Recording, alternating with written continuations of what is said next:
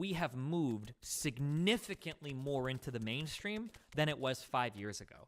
5 years ago, SJWs were fucking boogeymen that nobody gave a fuck about, and now they're making more money online than anybody else online. That's a huge change. Like, Brianna's podcast is massively fucking popular. You know, like, the Chapo Trap House people, it's the most famous podcast in there. Like, these people are way more popular. Now, they're still online, for sure, okay? But, like, look at the Justice Dems, right? They were founded by, who was that? Kyle Kalinske and Cenk. Yep. These are two online figures, right? Like, it's getting more in that direction.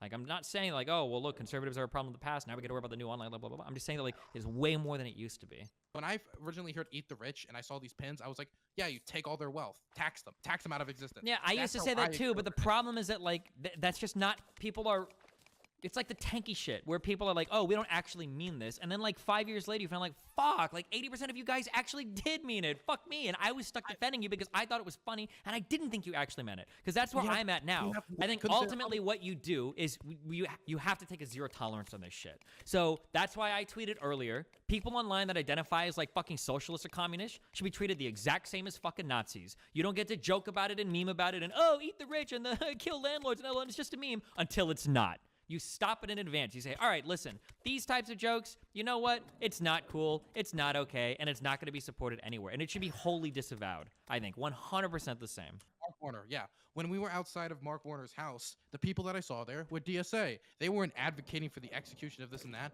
What a lot of them advocating for things that are to the left of me? Most certainly. But the Man, I don't know. I bet if we scrutinize their Twitter accounts anywhere near as much as we scrutinize right-leaning Twitter accounts, I bet you'd find a whole lot of fucking tanky jokes.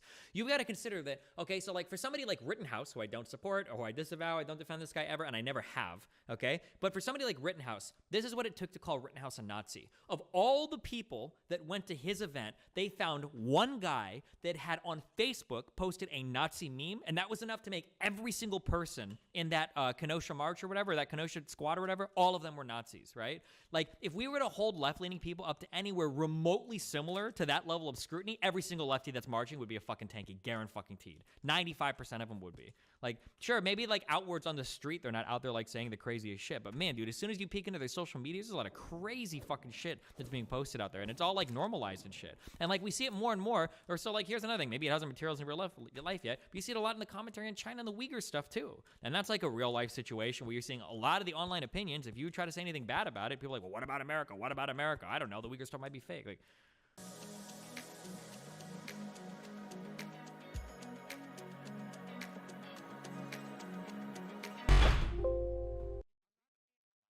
what a fucking liar, dude. What a fucking Weasley little liar, dude. What a fucking Weasley little liar, dude. Holy shit, dude. Excuse me. Holy I'm sorry. fucking I'm out of shit, control.